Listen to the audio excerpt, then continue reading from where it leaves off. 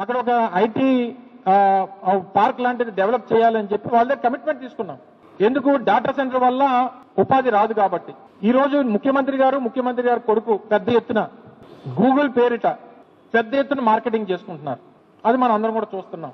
ఇది ఒక చారిత్రాత్మకమైనటువంటి ఘట్టం అని, నా 45 సంవత్సరాల చరిత్రలో ఇది గొప్ప అనుభవం అని వారు చెప్పుకుంటున్నారు. సరే, వారి మార్కెటింగ్ విషయంలో మనం ఎవరో సాటురాము, దాని జోలికి పెద్దగా వెళ్ళను నేను.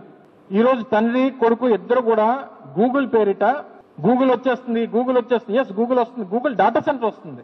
డేటా సెంటర్ ఏర్పాటు చేయమనండి, తప్పలేదు, స్వాగతిస్తున్నాం. కానీ డేటా సెంటర్ తో పాటు వాళ్ళ తాలూకా ఒక డెవలప్మెంట్ సెంటర్ కూడా పెట్టమనండి విశాఖపట్నంలో. కమిట్ చేయండి వాళ్ళని. ఒక 20,000 మందితోనో 10,000 మందితోనో ఒక డెవలప్మెంట్ సెంటర్ కూడా విశాఖపట్నంలో పెట్టమనండి.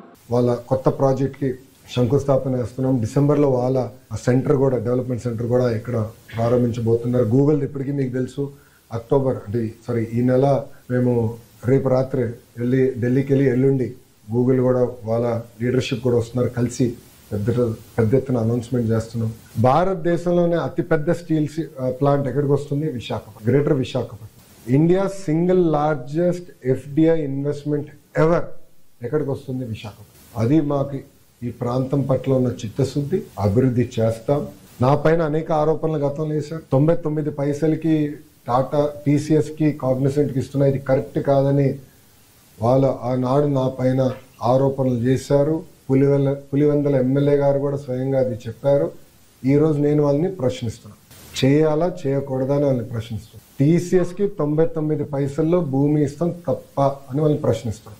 కాగ్నిసెంట్ కి 99 పైసల్లో ఒక పాలసీ ద్వారా, లిఫ్ట్ పాలసీ ద్వారా అందిస్తాం తప్ప అని వాళ్ళని సూటిగా ప్రశ్నిస్తున్నా. ఇక్కడనే కోడిగుడ్డు మంత్రి ఉన్నాడు, ఆయన కూడా మాజీ మంత్రి ఉన్నాడు, కోడిగుడ్డు మాజీ మంత్రి, ఆయన కూడా అడగండి. వాళ్ళు 5 సంవత్సరాల్లో తీసుకురాలేని పరిశ్రమలు మొదటి 16 నెలల్లో మేము తీసుకొచ్చాం.